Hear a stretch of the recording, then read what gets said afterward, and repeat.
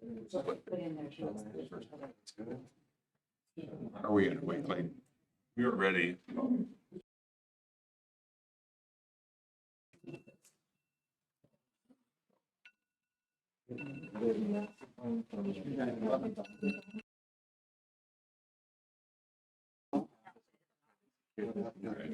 We're underway, folks. For your get underway. Good morning, Mark Scheibmeyer, the City Hearing Examiner. I've been asked to convene a public hearing in reference as Thompson Creek, requesting subdivision of 34.57 acres into one. The application is presented by AHBL, who is present on behalf of the applicant today. HBL, also Evan Mann. Evan Mann with Copper Ridge LLC, the one of the project. Okay.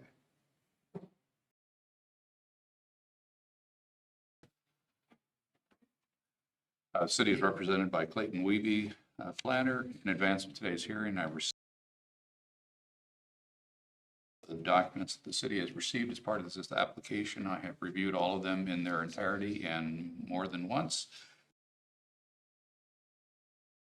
All public comment received prior today.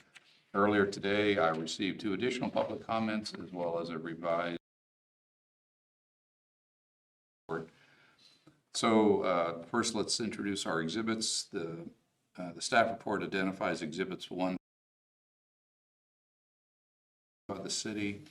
I'll recognize those as exhibits 1 through 8. The staff report itself will be recognized as exhibit. Report will become exhibit 10, and the 2 additional public comments received that I received this morning will be during the day. We'll find out. So the purpose of today's hearing is to conduct a public hearing to receive comment. That is the city, the applicant, and then members of the public, and we'll proceed in that order so that following up on their staff report and their recommendations regarding this application. Once that's been completed, we'll turn to add to or subtract from whatever the city has recommended. We'll determine if they are suggesting any changes. Public third, so that members of the public have been given a chance to fully hear all other testimony before they're asked. President wishing to give comment, just a few things. Everyone who testifies today, including staff and the applicant, will do so. You'll be sworn, and then we'll have you underway. I'm going to limit testimony to 5 minutes per member. You need, but nonetheless, we'll just try to keep it under control and not stray. That you want to pose to the applicant or to members of the staff, you don't pose those directly to them, you pose those. I'll be the one who regulates those questions. I'll take them down, I'll come back to them at the appropriate time, but I'll make sure that all of them are. Control of my hearing by a conversation between parties that I'm not in control of. So again, if you have just pose them to me, I'll relay them to the who seems to be the most appropriate party to answer them.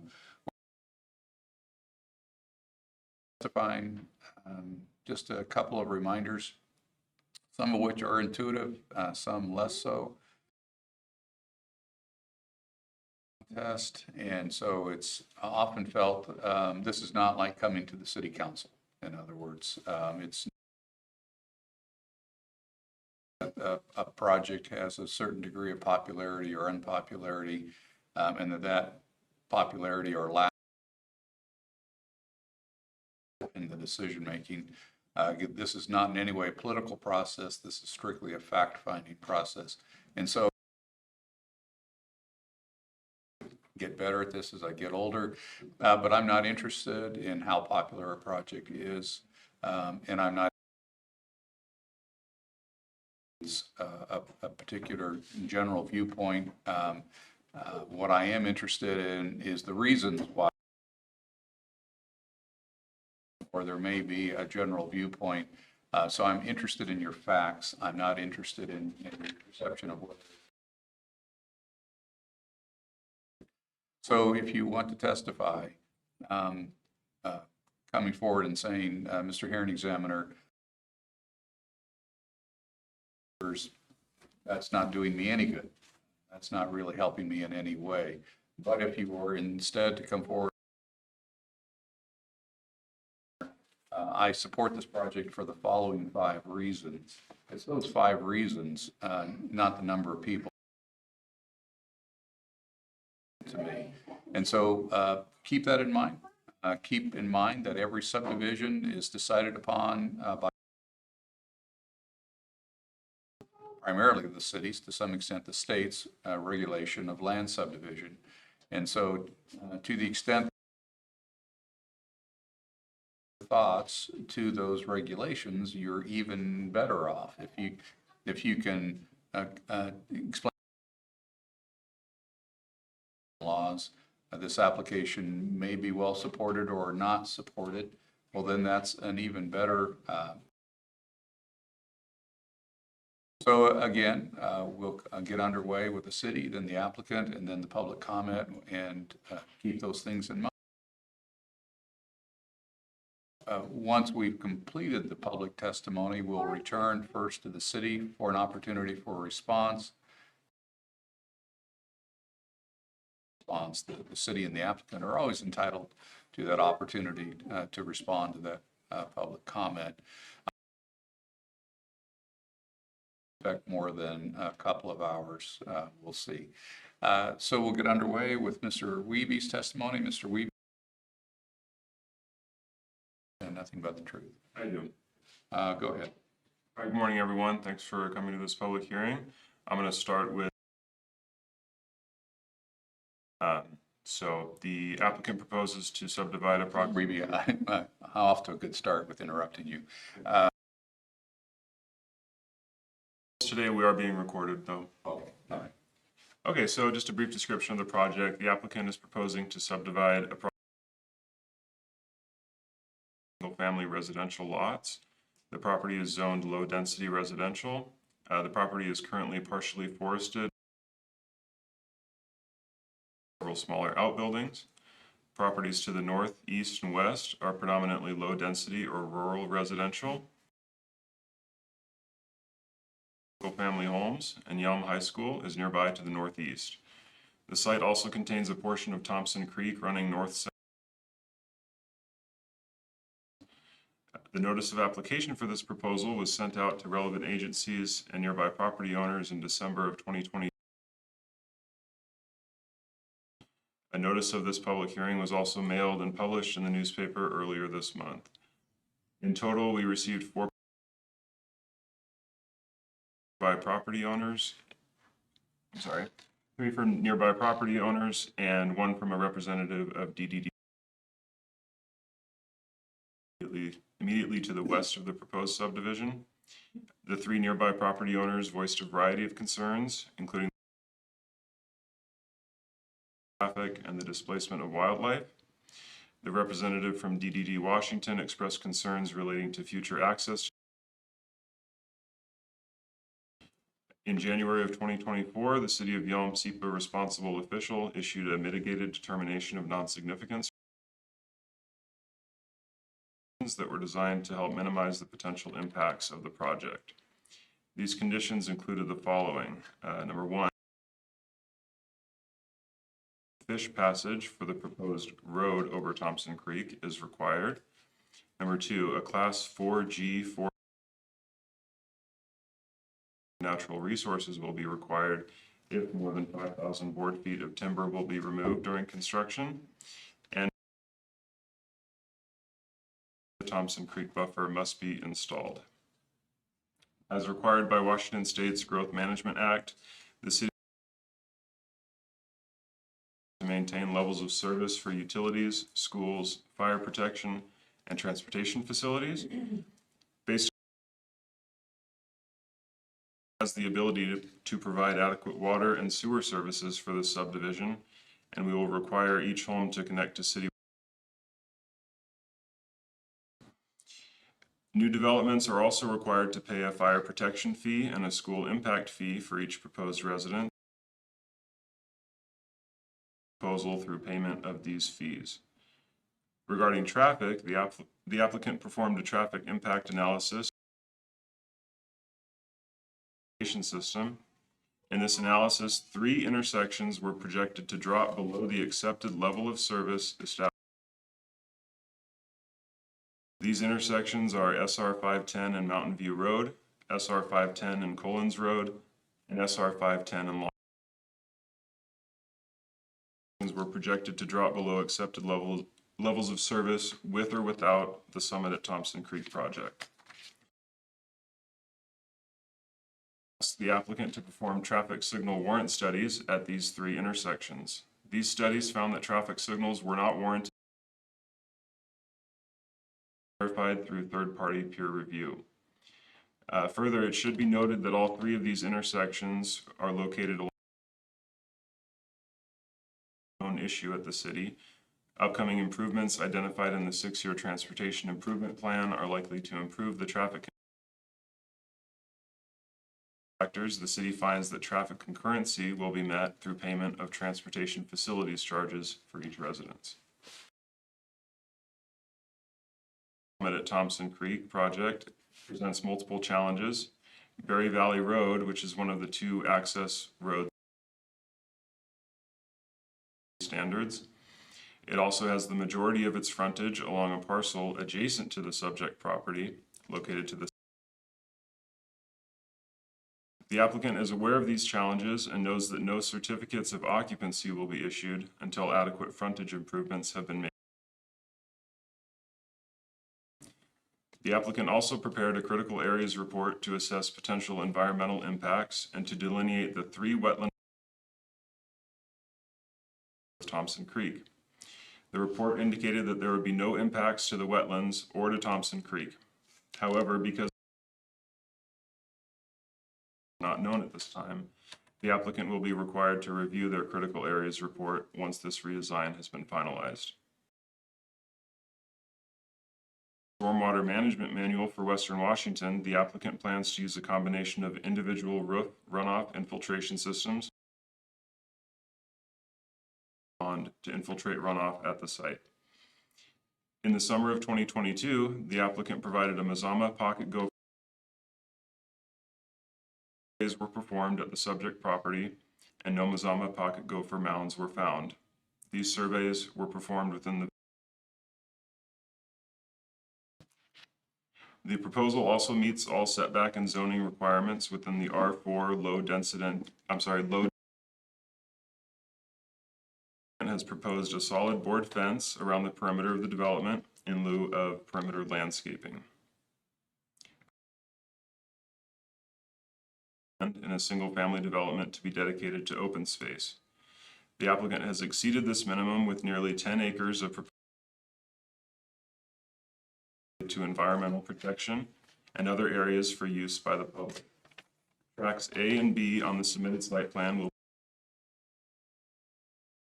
equipment on at least one of the open space tracks. There will also be a trail system for active recreation on the western side. The City of Yelm finds that the applicant has established that the proposed subdivision will provide for the public health, safety, and general welfare, wastes, parks and recreation, schools, and sidewalks, and that the public use and interest will be served by the subdivision of the. Therefore recommends that the preliminary subdivision be approved, subject to the following conditions. So now I will read all of the conditions that we have attached to this recommendation for preliminary approval. Number 1, the conditions of the with this project is hereby referenced, and these conditions are considered applied to this approval. Plan review application. Number 3, any proposed irrigation system shall incorporate a backflow prevention device as defined in chapter 13.04.220D of the Yale Municipal Code. Review and include a detailed irrigation plan. Number 4, plans submitted during civil plan review shall include an address. Number 5, plans submitted during civil plan review shall include the proposed location and the details for mailbox placement, and these 080 Yale Municipal Code. And number 6, the applicant shall provide a performance assurance device in order to division until the homeowners association becomes responsible for the landscaping maintenance. The performance assurance device shall maintain the landscaping for 3 years. Number 7, the stormwater facilities shall be located in separate reported tracts. The stormwater system shall be held in common by the homeowners association, and the homeowners agreement shall include provision for the assessment of fees of the stormwater facilities. Number 8, Southeast Thurston Fire Authority has requested 2 additional fire hydrants. Road labeled Road 2 and 1 near Thompson Creek. The exact location and provision of these fire hydrants and the applicant shall submit a fire hydrant plan during civil plan review. Number 9, the applicant shall submit of the current structures on the property. Number 10, in order to provide a more complete active recreation component in the install at least 1 play structure in at least 1 of the open space tracts during site development. 11, if this development, when the applicant submits their civil plan review application, the applicant will be required to extend the reclaimed water utility proposed internal roads, and any irrigated open space tracts must use this reclaimed water. For the purposes of available if it is within 200 feet of the subject property. Number 12, during civil plan review, the critical areas report proposal for the improvements to Berry Valley Road result in any impacts to the wetland around Thompson Creek. If this review of to the wetland, then we will require a compensatory mitigation plan. Number 13, prior to final subdivision associated with parcel numbers 217-242-30100, 217-231, and 217-231-40102 shall be finalized and recorded with Thurston County. Their final plat application, the tract of land labeled Tract H, will be dedicated to the public right-of-way to provide. Number 15, the sewer and water utilities shall be extended into Tract H to provide for easier access for future developments to the west of the subject property.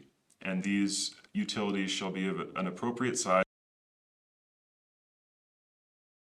and the final design of these utility extensions will be subject to final review and approval during civil plan review. Plat approval, the existing 60-foot ingress, egress, and utilities easement that is depicted on the attached boundary. And that concludes my presentation from the staff report. Thank you, Mr. Weeby. I've got quite a few questions. Try to get them organized. Okay. And there may not, they may be somewhat back and forth on. As to the improvements to Berry Valley from its existing improves or Tahoma Boulevard going forward, is that a half street or full street improvement? Will be along the western side of Berry Valley Road. Half street. Yeah, and then the other side.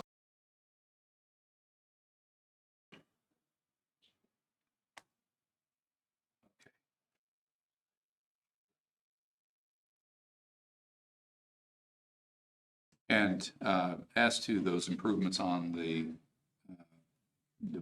developable side,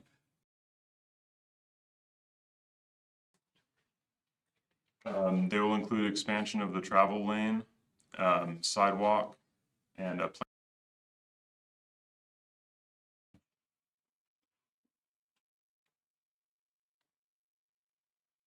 at the start, very the bicycle lane be extended. yes, it will be.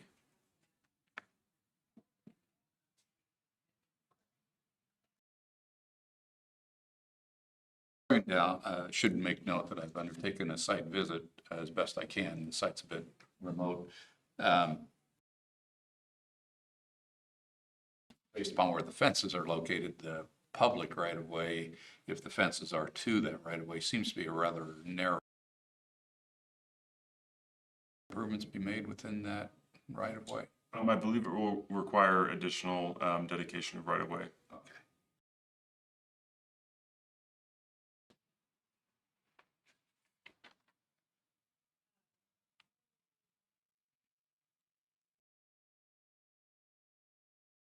And then street frontage landscaping along Berry Valley will be standard street trees and other standard.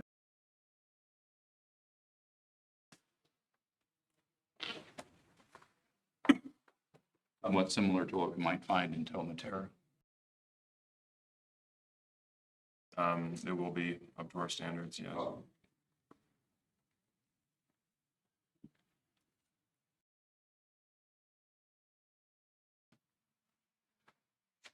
Either along Berry Valley, the development, and then along the extension of Jackson Street. Will there be public parking along the street? The adequate parking will be achieved for each individual residence with a standard driveway or garage approach. Standard, the roads will be built to, what are they considered? There will Collector? There will be local access as well as neighbor.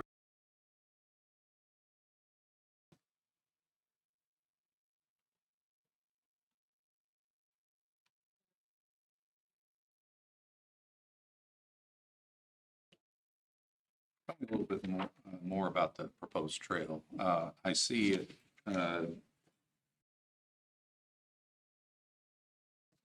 northerly terminus, the northern terminus of Jackson, but I don't see where the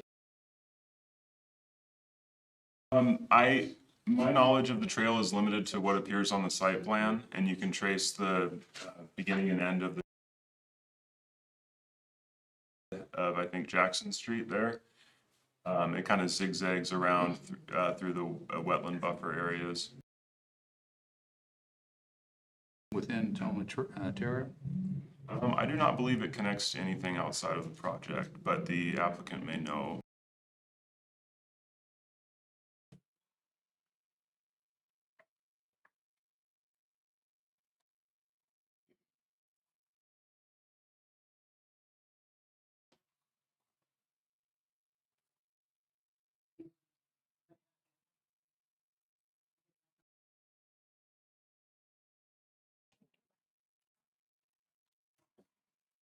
So, where do I?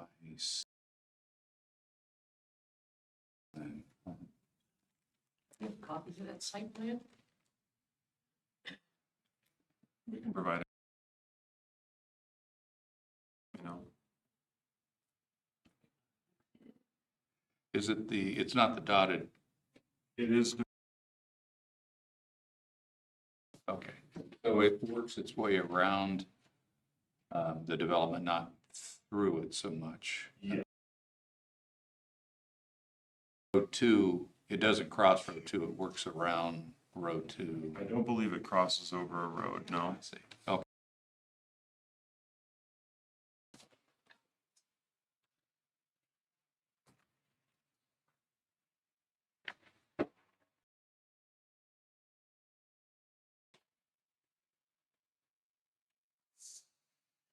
I'm gonna take a minute. all the tracks, and I just meant to. So, tracks, and so that I understand their purposes. Some are pretty obvious, some located in the upper northeast portion of the development at its entrance point off of Berry Valley. Street from that. So those are the two opening properties as we come into the development. And hope, or both, will be open to the public, and at least one will have park or playground facilities. Both will be open to the public. I imagine both of them will be at least a grass field or something similar to that. Would that be the only park facility proposed within the development? Yes, the other open space tracks for future access. Access, right, okay.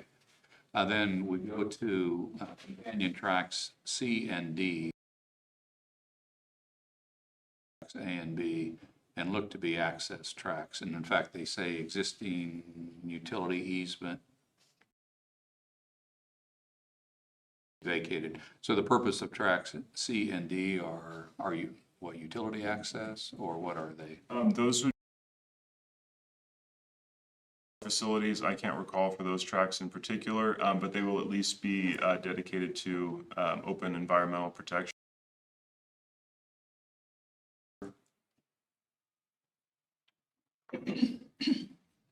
They don't, Excuse me.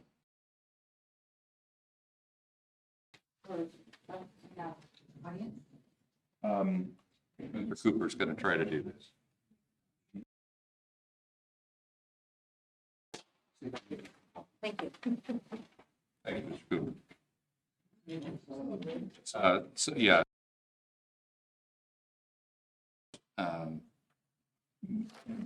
But you're not, you don't recall exactly what they, they're not significant, so that may be explaining why. Okay.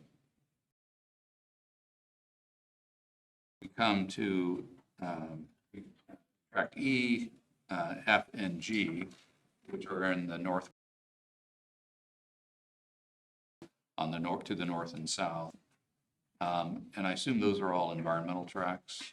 I believe so. That's all. That is true.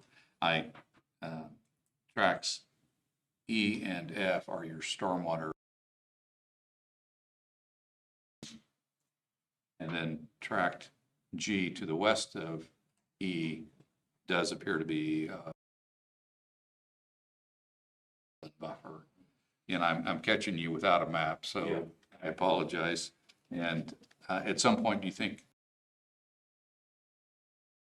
Anyway, It may or may not help. I have reviewed their preliminary plat map and it did identify what all of the tracks. okay. Anything noteworthy about the stormwater detention facilities on tracks E and F? You recall anything that's particularly noteworthy about the stormwater system? Looking on that one. All right, I'll come back to the applicant about that. Is all stormwater being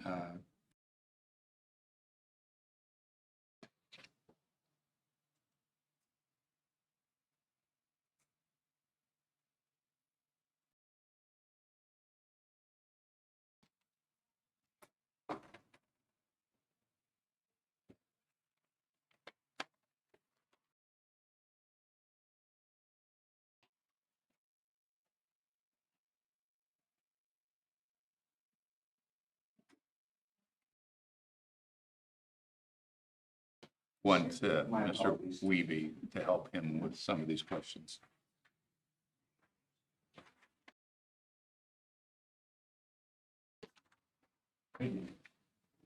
So, and then going on to track G again.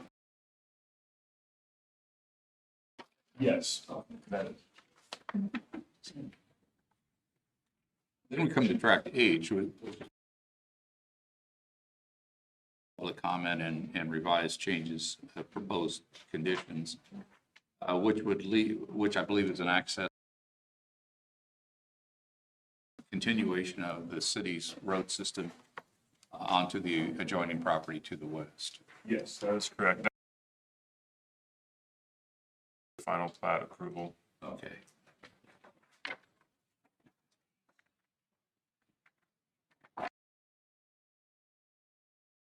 Roads, or some of them to be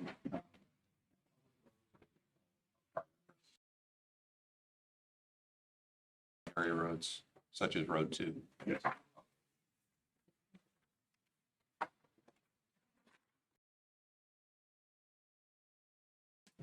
What is the city's policy, if it has one, on connectivity?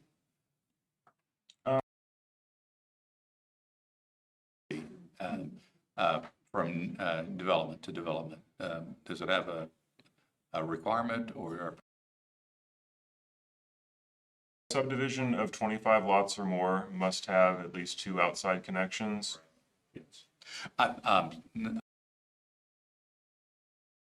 But to adjoining potential future development, does the city have a strong policy toward to the next? We try to plan for the potential for future H dedicated to right of way. That is the idea, but that would be kind of available to connect in the future. Yes. And so I didn't know if it was mandatory here or simply a preference. Well, that is in our code that we like on a case provide for future development. Yes, that is a requirement. Yes.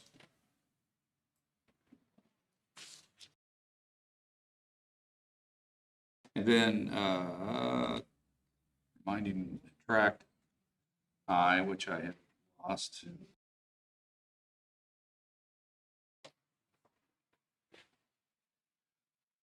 Oh, it's in the southwest portion.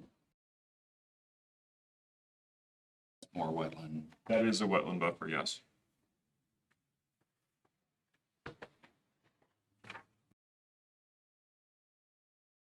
J, we jump across the project to the far northeast, and that's in the area of Thompson Creek.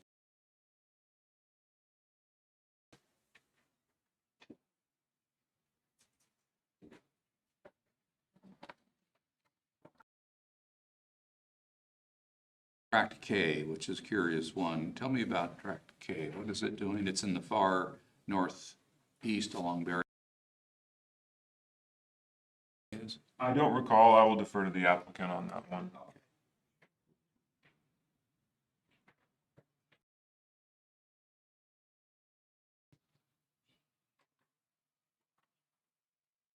Let's see.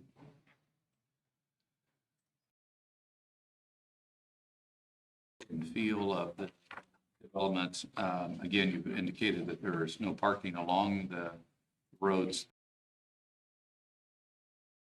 This will be what? Curbs, gutters, street lighting, sidewalks, landscaping? Yes, that is.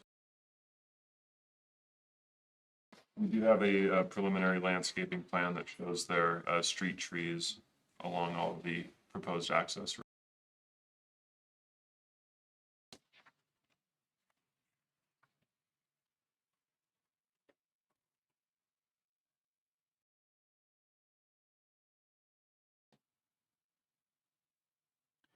And within the development, will sidewalks be located on both sides of the streets?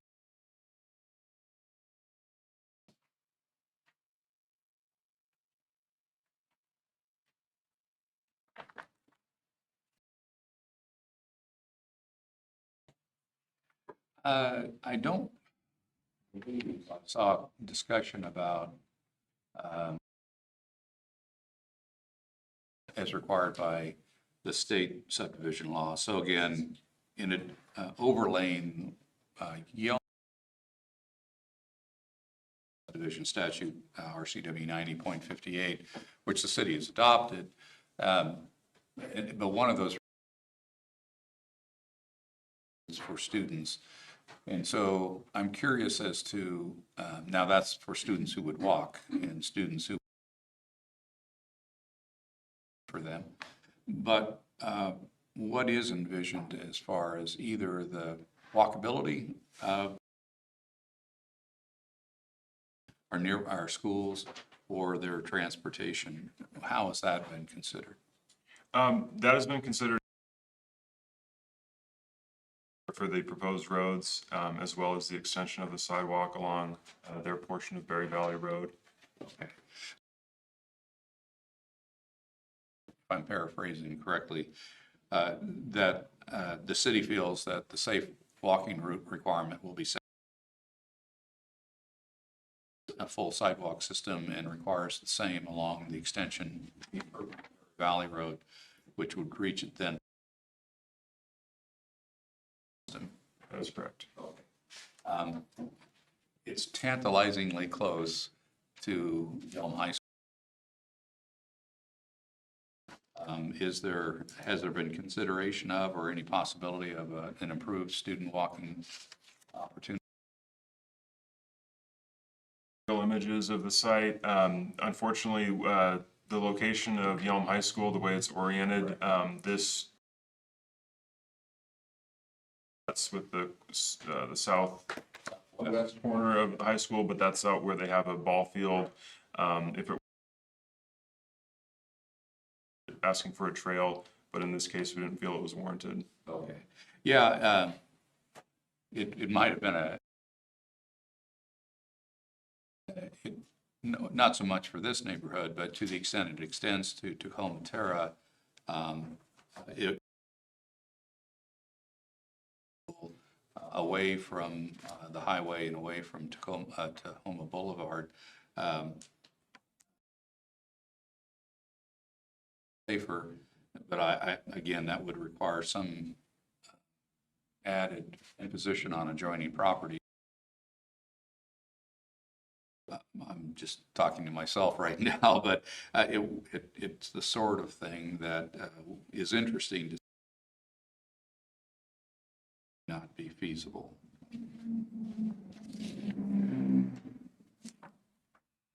Are you grade school students or middle school may be deemed within walking distance, but are you envisioning any bus? That's typically up to the Yelm School District. In my time with the city of Yelm, we haven't gotten involved with that, but that's something. Is that, can I take from that what you're envisioning is a walking for this development? That's correct. I'm not aware of any potential for school bus stops in the area. To the design as a bump out of some kind, and I don't recall there being one. Maybe I can ask the applicant.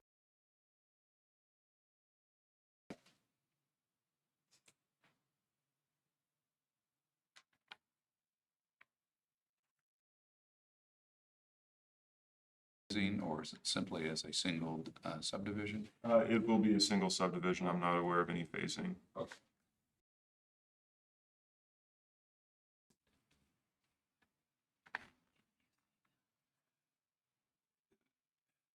There is this interesting fact that Yelm is facing 3 critical intersections that are at LOS. And I guess at that point, since this project doesn't affect that, impact is sort of being disregarded. Nonetheless, we are or exacerbating poor levels of service along the existing Yelm Highway. Going to help with that problem. It's not going to make it worse, but it won't help either. I'm just rambling more than I guess I'm asking a policy question that, is it the city's policy because the impacts are already at a point where levels of service are being degraded that it's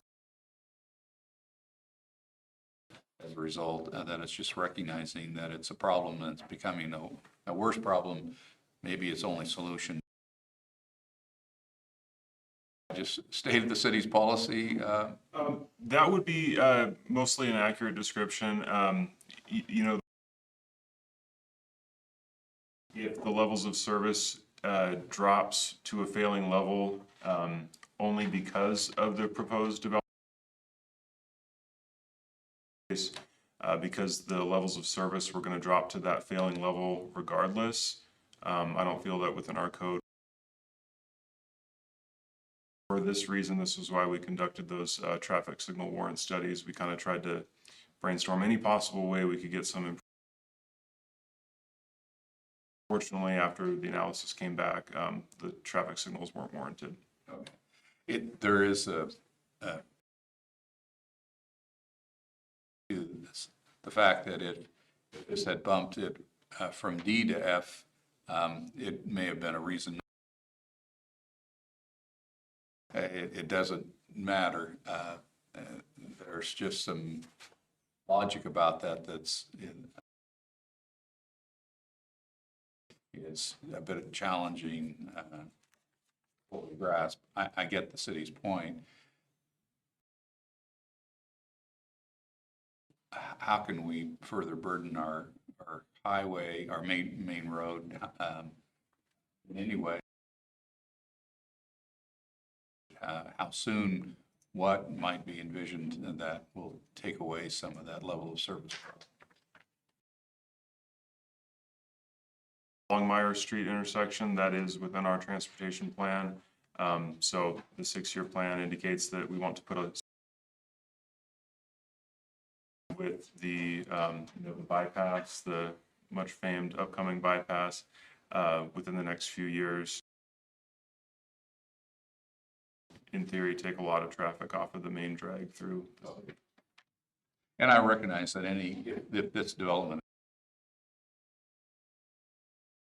probably a couple of years, and so it lags approval by some to bypass highway. So, all right.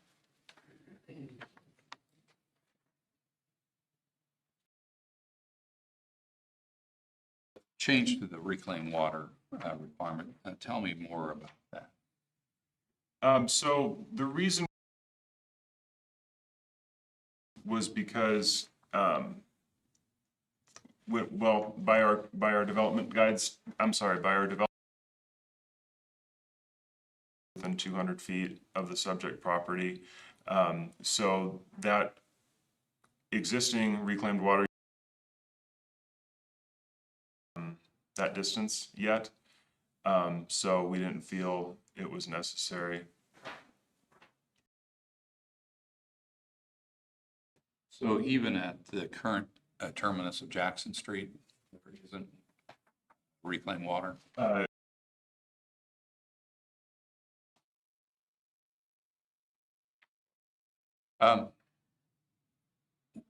As I read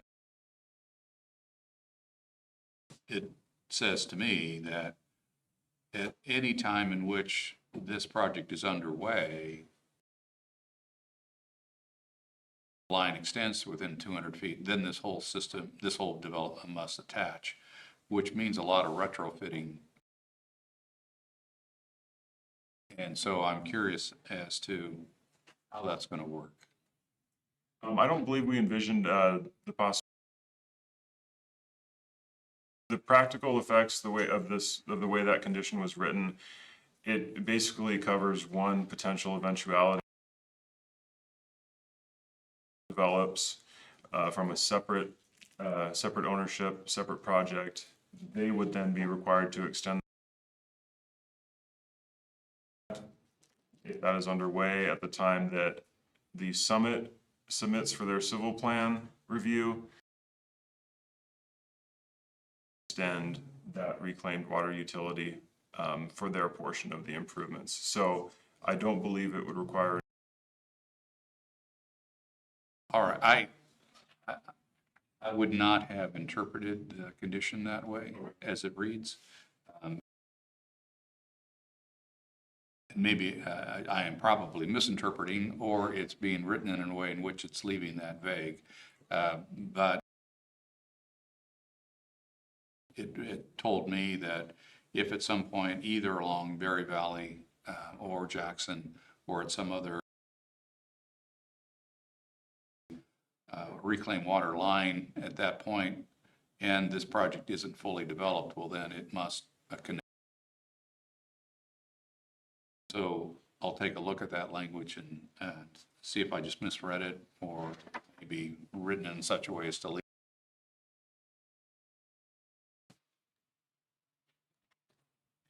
I've asked you a lot of questions. I think I've run out of them. So thank you, Mr. for a response, keeping in mind some of the questions I've posed. And so who will be today's spokesperson? Probably. So Evan Mann with Copper Ridge. Okay, so Mr. Mann, let's have you first. So Matt Weber, the engineer on the project, is here to speak to some of the more technical details, but wanted to just Thompson Creek, there will be, I gotta swear in. You swear or affirm to tell the truth, the whole truth, and nothing but the truth. Yes. Explain to me a bit more as to its relationship to the project. Owner and applicant.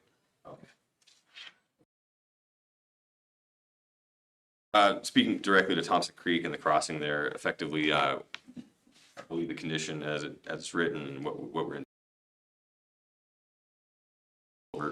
That will basically aid in fish passage at that location, as well as alleviate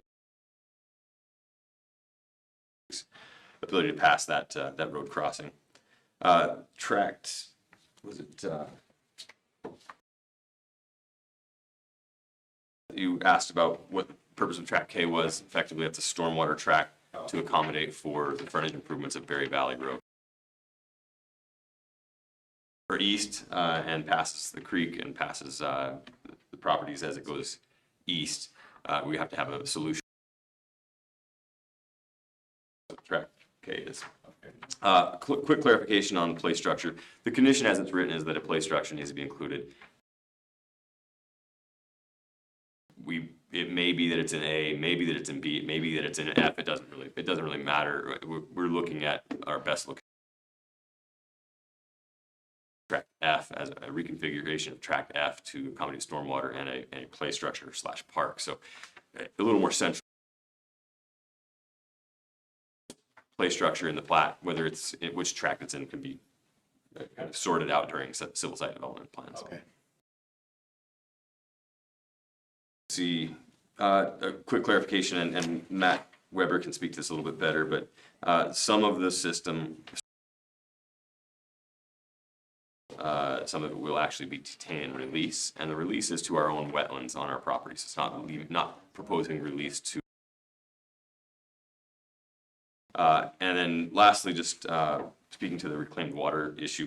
So that was a concern for us, the condition as it's less to do with having to the cost of extending it and using it, and more to do with pressure in that system by the time it reaches us. Effectively, the only reclaimed water main in the area is in Tahoma Boulevard. It's a dead end system. There's no looping that could be achieved there because Tomatera to the south doesn't have. Once you extend it several thousand feet, it's a dead system. It would be zero functionality. So at that point, as it reads, it still kind of anticipates that we may be connecting to it, but again, practically, do we install it as a dry system for a future connection to a loop? It doesn't really make sense. There's no use for our plat. concern there. As it relates to the other conditions, the utility extension condition for Tract H. We're perfectly fine extending the future development to the west connects. They have an easier time connecting, don't have to dig up the cul-de-sac. With regard engineering wise and practicality, we can size it for those connections, but that system may not work for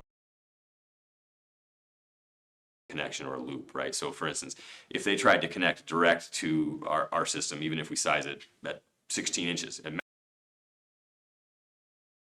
system would still be a dead-end system for them and would not work except for they connect. So they own property that goes way further, would need to anticipate a larger development than just connecting to the dead end of Tract H. Just for future connections, but those future connections would require that adjacent parcel to loop. So proposing a change in the language, but merely a reminder to that landowner that that won't be. The language, again, we can be asked to upsize within our project to whatever may,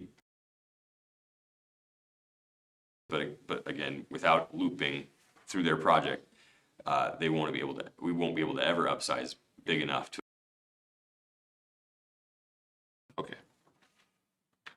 Okay, that was it for my kind of notes, quick issues. I believe Matt may have some clarifications. I don't think I have any other questions. Oh, sorry, yeah. That's all right. Okay, thanks. I have anything to add? I think Maybe the road Yeah. section. Be sworn. And your role in the project? I'm Matt Weber, civil engineer with AHPL.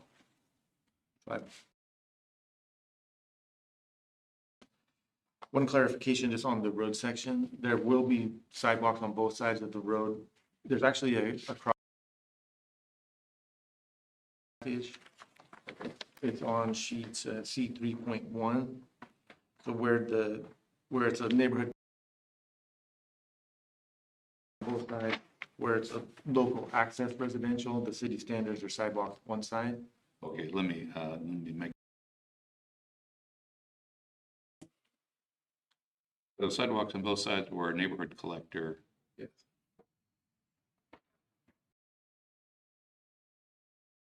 That applies to Perry Valley and Jackson. That's correct.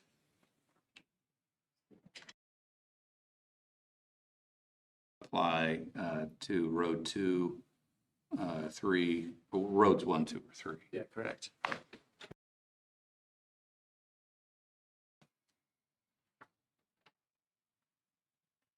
Maybe just to comment to you, just the tract identity. Those are listed on sheet C 1.2 of the preliminary plat package. Okay. By the time they come their print, that so much of that is challenging to read, but I appreciate that. So that would be sheet which? Identifies all the tracks. And would it have identified? No, just the one you asked about, tract C and D. C and D, which was.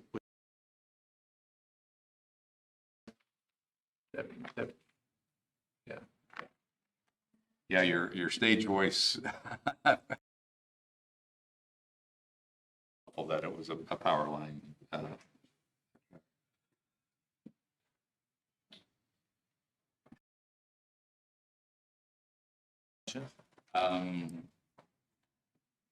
So as to roads,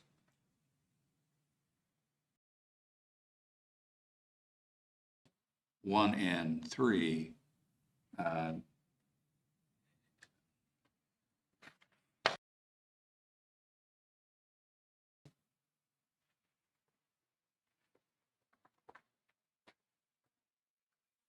approval on A. Those are, some of that will be subject to the final engineer. In the sheets, maybe just to clarify, the preliminary plat package was,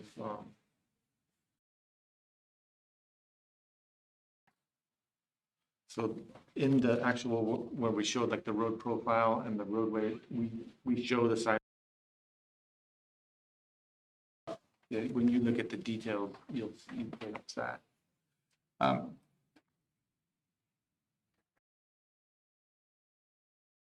Back to the city, with the envisioned extension of Road 2, service property to the its status as a neighborhood, or as a has there been any thought about its status and whether it deserved a heightened status because of its discussion of that?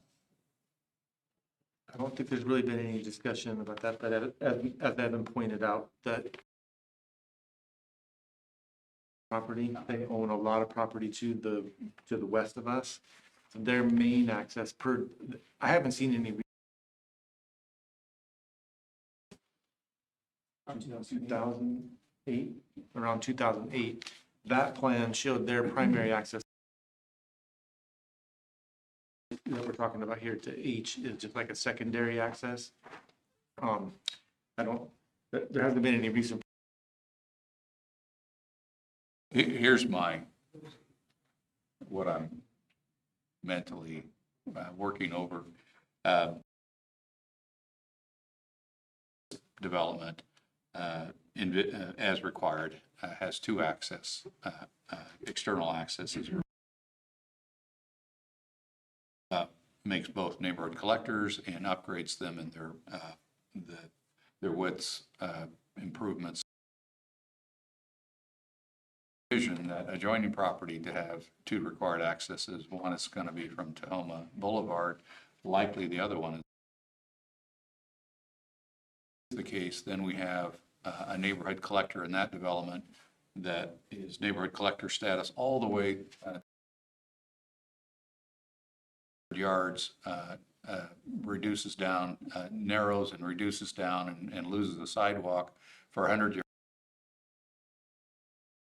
That's just a very odd way of doing things. And so I'm just wondering what thoughts there are.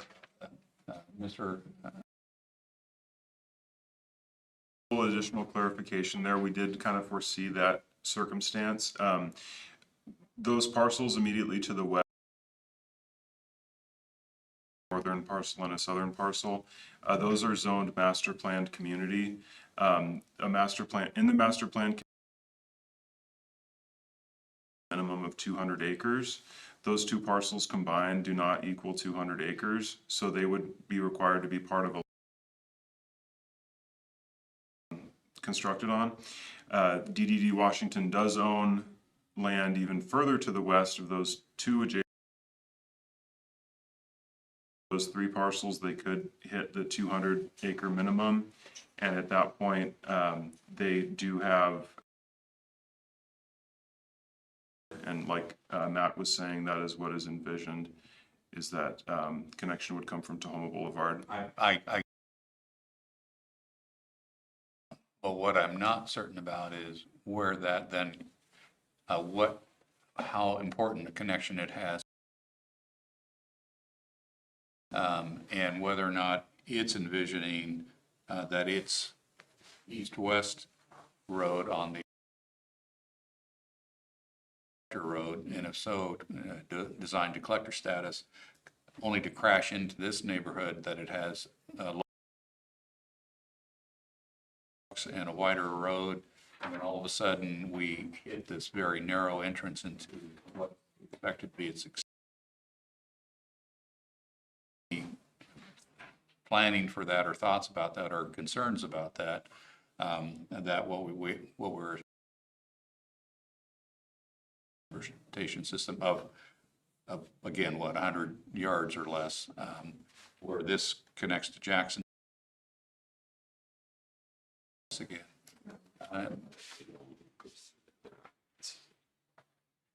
And maybe I'll ask Mr. Cooper. His thoughts on this. So Mr. Cooper, let's have you just offer up, if anything you may have. Be happy, but All right. Let's have you sworn. Do you swear or affirm to tell the truth, the whole truth, and nothing but the truth? I do. So, Version. yeah, so I guess my answer is what I was thinking as you were asking the question, and that is I wish our civil engineer would probably give you the intelligent answer to that question. All I do know is that envisioned sort of a north-south connection to Tahoma Boulevard, and we also have, the city envisions its southern bypass. Okay. Well, But I can't answer your question about the bottleneck other than,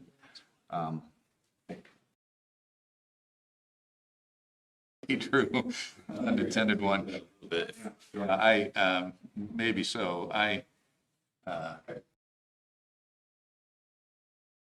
having known a lot of this area. So the north-south connection that Gary mentions is this, and I think you gotta think in scale. This project to the east is several hundred acres, we're 35. Be a small neighborhood of a massive community. So it's not, there's no thoroughfare that would be anticipated here. Elsewhere. Very, very, very significant in other places. Any homes that they build adjacent to this would likely to our neighborhood. So anticipated that it would just continue to be the standard local collector home. That does help, a bigger picture version, because there's nothing worse than a little bit more foresight could eliminate, or could address an issue or address. And so, but I appreciate that response, that this is now likely to become a collector road. Is not such that it would rely heavily upon this, and therefore it doesn't need to be built to a greater standard. Anything else from the applicant then? Okay, we've heard from city staff, we've heard from the applicant. We'll turn now to the sign-up sheet, or are we just to do a show of You have a sign-up sheet just outside the door. I can bring that in. Good.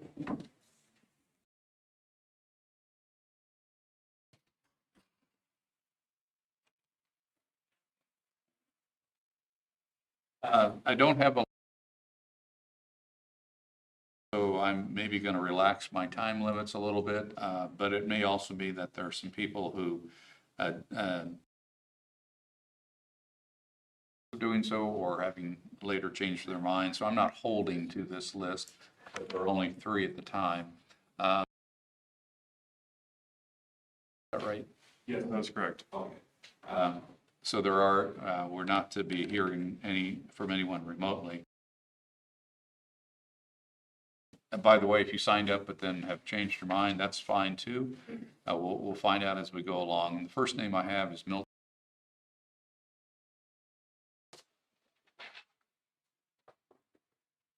Good morning. Let's have you sworn. Do you swear or affirm to tell the truth, the whole truth, and Milton Butler. I'm a property owner on the east side of the development area.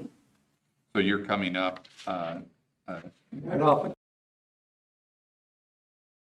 I'm on that stretch before you. Got it. Sure. I had questions. And my understanding from what I heard today is that would have sidewalks and stuff on it, and, no, the west side, I mean. west side, which is and our side pretty much wouldn't be developed. That's how it's been described to me today. Okay, and so stuff, are there gonna be streetlights on the other side? I really would, I'm just kind of curious. Is planned, and from what I heard from the city, and that it really Let me hear what all you have to say, and then I'll come back to each of your questions. Oh, okay. Okey doke. And then, the LOSF, I'm taking that as to mean that, where the, is that, what's those initials for, I guess? Okay, LOS is level portion is a grading system, not unlike grade school, where you're graded between an A and an F, being the worst grade you can get. And so, then it's the level, whether it's a section or F, it's an intersection or a stretch of road that is deep,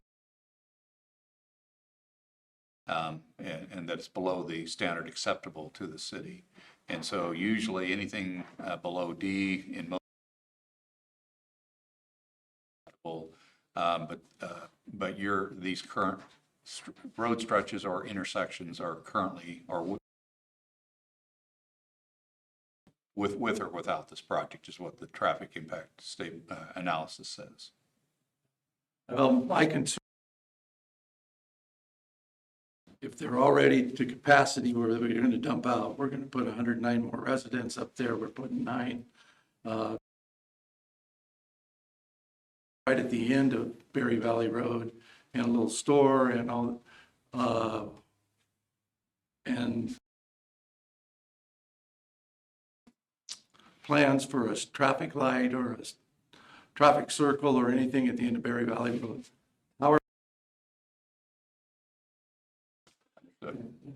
And so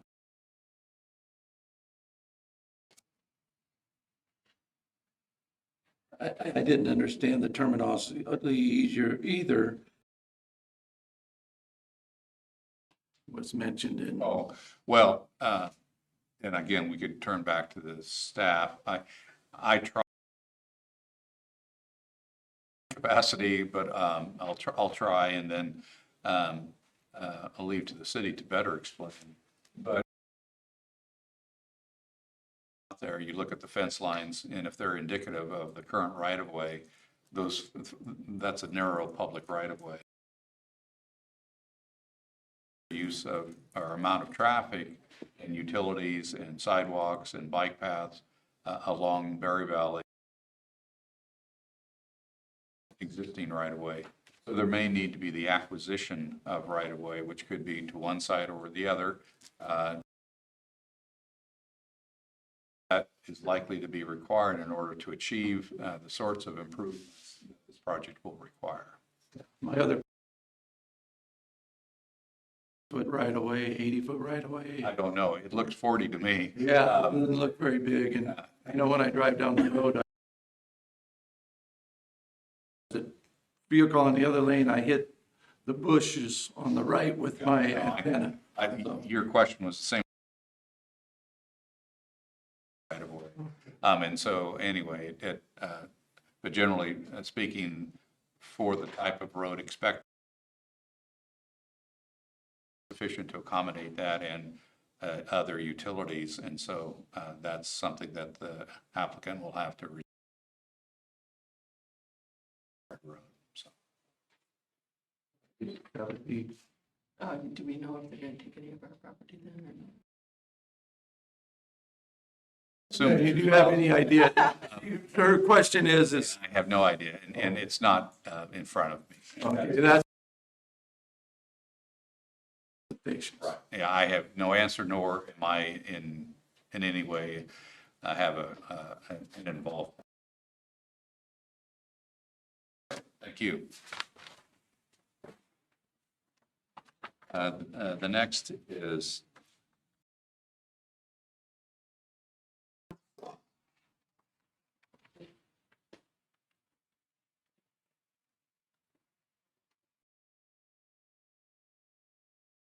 Yes. nothing but the truth. Okay, go ahead. Okay, I won't read all this because I have it around me. And can I leave it with, Well, okay. We know growth is happening all over the young, we can't stop it. And we'd like to keep our property, safe and rural. And we have many concerns about the summit in Thompson Creek. It runs to the corner of our property, it is fed by runoff by George Road and Highway into Nisqually River, which affects all of us. Our concerns, will the developers be held accountable if and when we as neighbors pollution to our drinking water, wells, and aquifers, drying up. And then I'll just make it short. Silent killer, and these issues will only get more complex and harder to solve as the number of people and homes increase. Control, safety, and privacy are fully addressed should be a priority before more development is permitted. I'll come back to, your points, or whether I would call them questions or points, but I'll come back to those.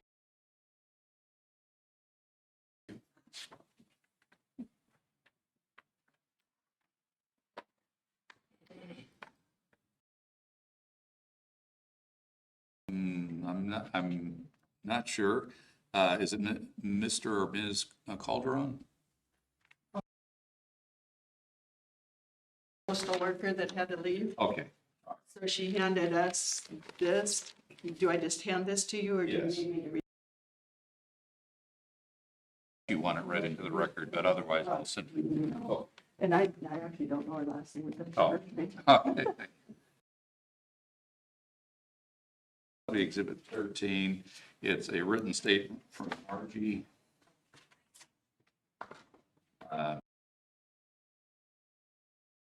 And I'll read it when I get an opportunity. For clarification, does the applicant receive a copy? Yes. Ask staff to make copies before I leave today.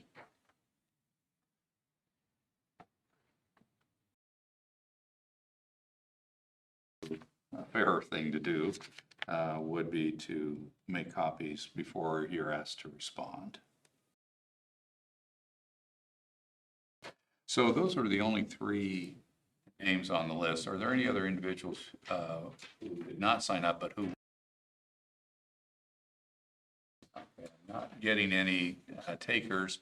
So, yes. I would just, You recognize it on the, speak to the microphone so that it can best capture your testimony and record. Your name? Diane Diacuti, How do I spell the last name? Dacuti. Truth, the whole truth, and nothing but the truth. I do. Go ahead. After listening to all this and listening, I understand the developments are necessary and all that good thing, but I am also looking at the as of all the people downstream, specifically Thompson Creek. And as everyone is aware, Thompson does not run year-round. And the amount of flooding that has taken place in the last few years has been, and the effect it has on the water system. You're running today, but Yeah, for this week anyway. Right. Is that taken care of? What are the wells going to be? The amount of housing? Looks like 100 homes have been built over there between Burnett and all those houses that you can see up there. That's a lot of runoff that takes place, and hopefully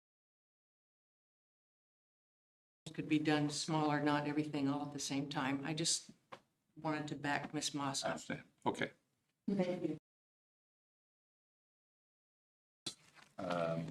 So we, your staff, please, for both the city, and then we'll, I'll ask some questions back to the applicant.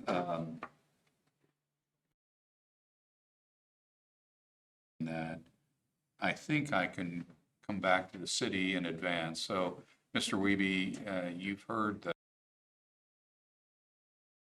members of the public. Does the city have any additional response or testimony in response to those, to Nothing additional at this time, except for I do want to mention the stormwater runoff issue. You know, burden Mr. Weber with a fuller explanation? I would have turned to the, and not to degrade your qualifications, but I'd like to hear from an engineering level,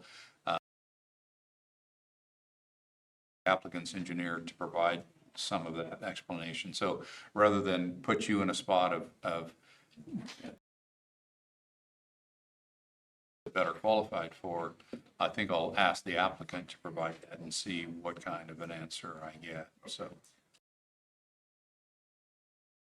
The Thompson Creek in particular, the culverts that exist there now are not performing very well.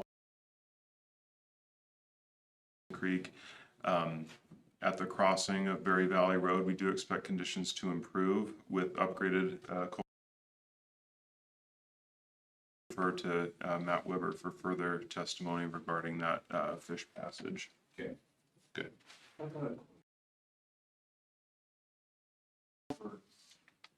If you go downstream from 93rd to Anderson's property, that could be flooded, and on the other side of that culvert that goes on Anderson's property, Leave it the goes uphill. All right, so I'll invite that conversation for various technical reasons. I have to keep my hearing. If it would ever be appealed, it is the record that's established here that is what's considered. My hearing kind of get loose because I have to keep it to the subject. Don't take or telling you not to have that conversation. It's just that that's a conversation that should be best as soon as from an engineering, from a public works standpoint. And so, again, I'll just, I don't want my record. I lost control of my hearing, and I'll just invite you to have that conversation with city staff as soon as we're. And is there any way we can get some of the minutes that they are reading? Because we don't understand a lot of it and it goes so fast. Minutes. There's a staff report that I have been provided that is a public document. And yes, you're entitled to ask for a copy. Website, it is a posted document, but sure, you can request one on the way out, and I can't imagine the city having any mapping. Thank you. Let's applicant's response. Let's talk about stormwater for a minute, and then if there's anything else you want to talk to about you've heard today. So, Mr. Weber, let's have you back up. So, and hardly the first time in any subdivision, concern is expressed about you're taking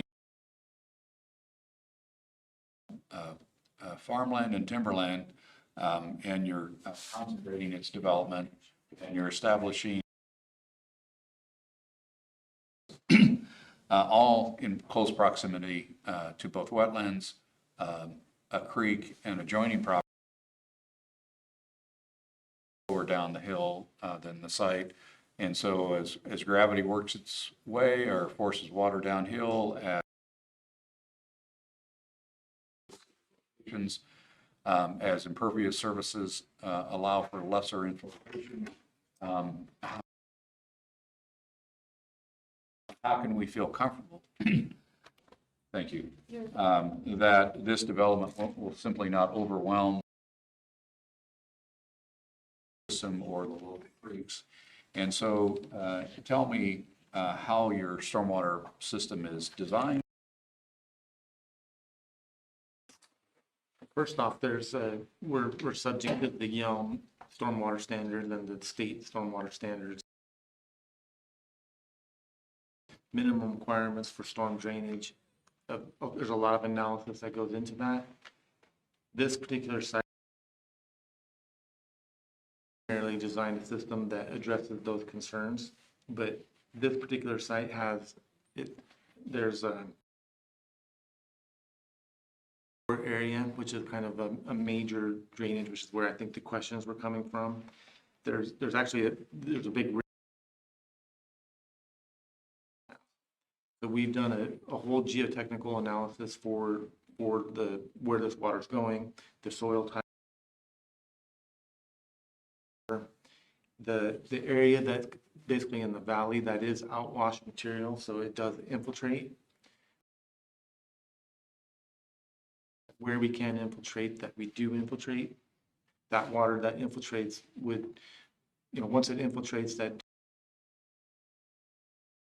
will, we're with the wetlands that are on site, we're also required to discharge water to that, so we. The wetlands, right? Yeah, correct. So all of that is there's a preliminary storm report on record that kind of goes through the very detail. Answer your question, there's going to be storage facilities for the detention. There's going to be big ponds that store that water to release that. Right. The areas that do infiltrate, we're going to take advantage of that. So where that's possible, based on the geotechnical analysis. That is what's proposed in Tract A and also Tract K that we talked about previously. With respect existing, there's two 24-inch existing culverts. We are anticipating that those are going to be replaced from the state of Washington. We've already been in conversations with colleagues about that, Fish and Wildlife. Actually, they're all going to get involved with the design of that crossing. So, yeah, did that answer the question? I think so. Stuff, but One extension of the question is the flow of Thompson Creek before and after. Would you expect it to alter upward or filtration, detention of stormwater at other locations? there's really going to be no change to Thompson Creek. Actually downstream of those culverts. So there will be no discharge upstream of the culvert, if that makes sense. Upstream of Berry Valley and those culverts, they might see I don't want to say there's going to be a reduction.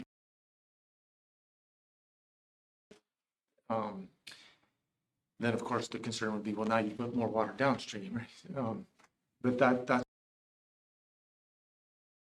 one thing that hasn't been said that maybe should be said is that this Tract J area, this is part of the FEMA floodplain.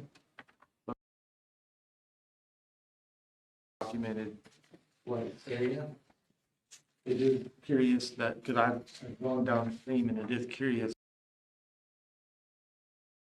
That stream is not, it does dry up.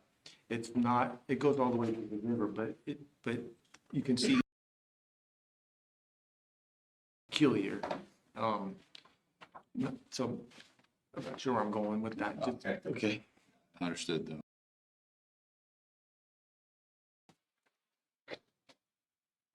Is the culvert project regarded as strictly a fish project, or is it?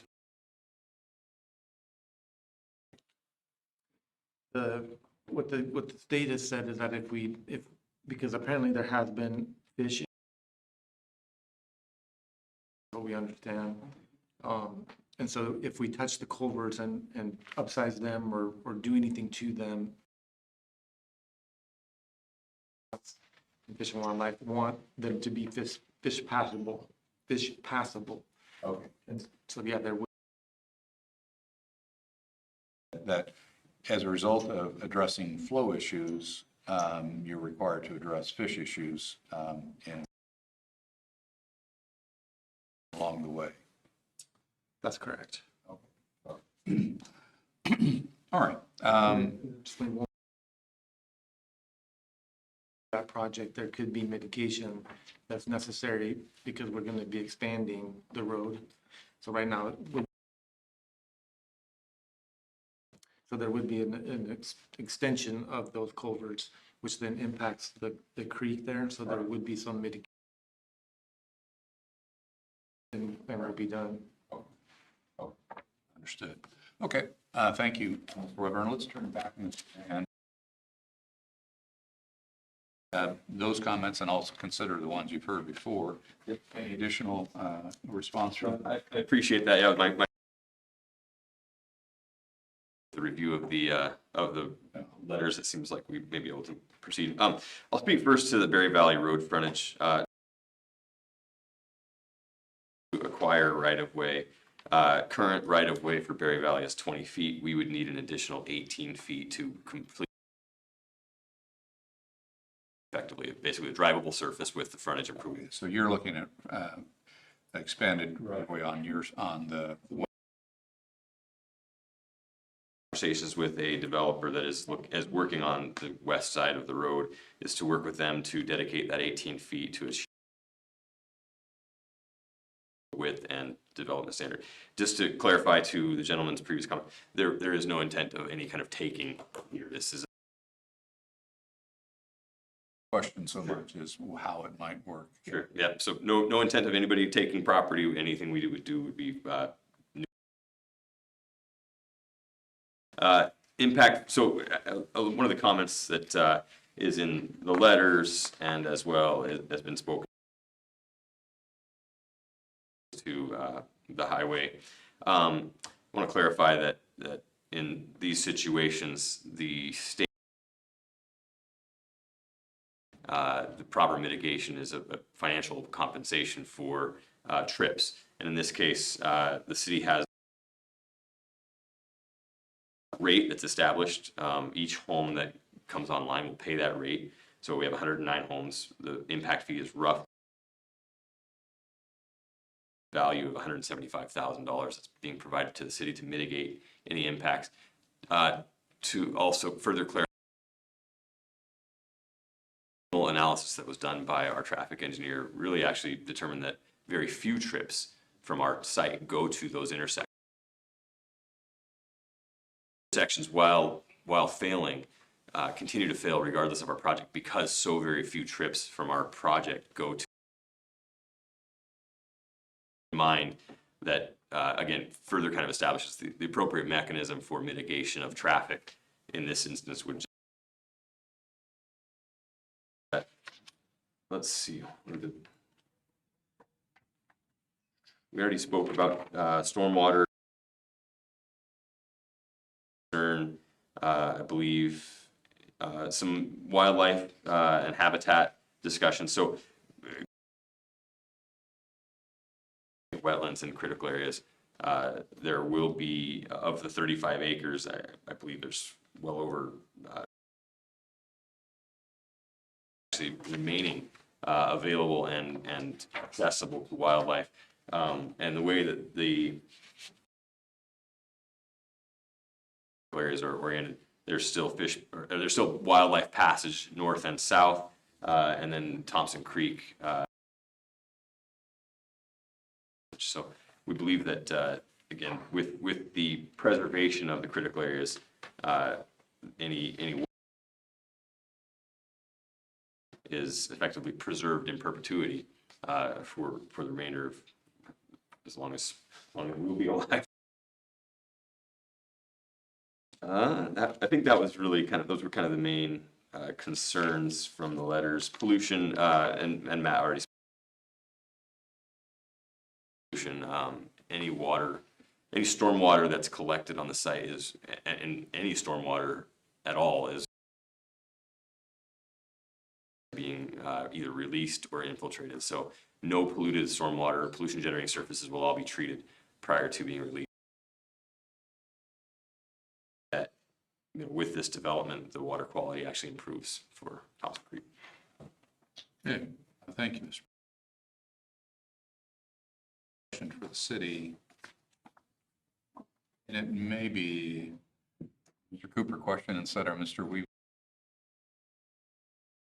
Never mean to sort of circumvent staff, but it's one of those higher.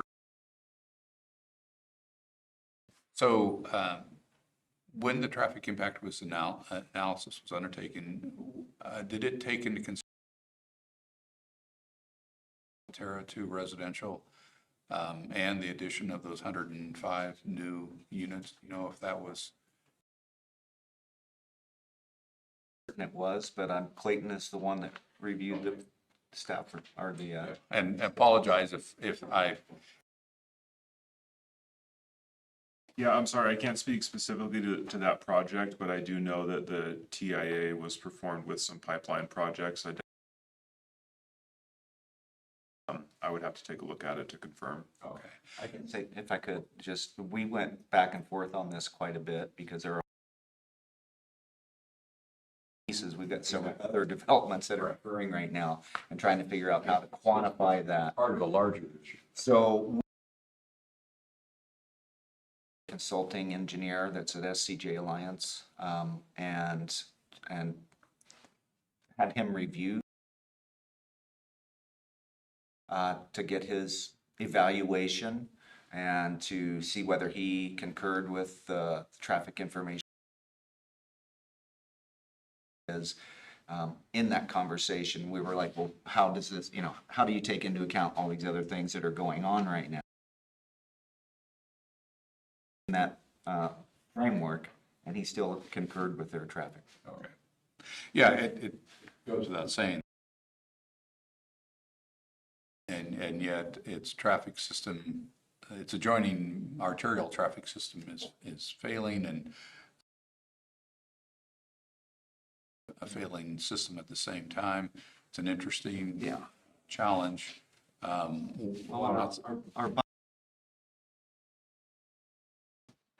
looking more likely than it ever has. Let me put it that way. The design is pretty. We've been told and are expecting that we could start work on it in 2025. So that is. Okay. All right. That's it for testimony. Pretty good idea of what I want to do here. Having received documents that I've not yet fully had a chance to review today, would having taken those into consideration. So I'm not rendering a decision today, but I will do so. It takes a little effort, and it's not simply a yes or no. It's a substantial set of findings of fact, which then render the decision and the conditions imposed. And so that takes many, many hours to draft. I will get to that. I am under an obligation with this in all my cities to do so promptly, which generally means 2 weeks. And by early next week, I'll have this decision rendered and made available to the city and all those who are interested. Ask the city be put on it's available electronically, so it's easy enough for the city to forward it to let Mr. Wiebe, Mr. Cooper, or other staff know of your interest, and so that you can be provided a copy of the decision. Discussion about some somewhat related but not directly applicable issues, and perhaps about those sort of connected issues, but not directly on point. So with that, I want to thank everyone who's taken the time. Presentations received, all very valuable, and I will try to reciprocate by providing as thoughtful testimony I received, and I'll do that as quickly as I can. And with that, we're adjourned. Thank you.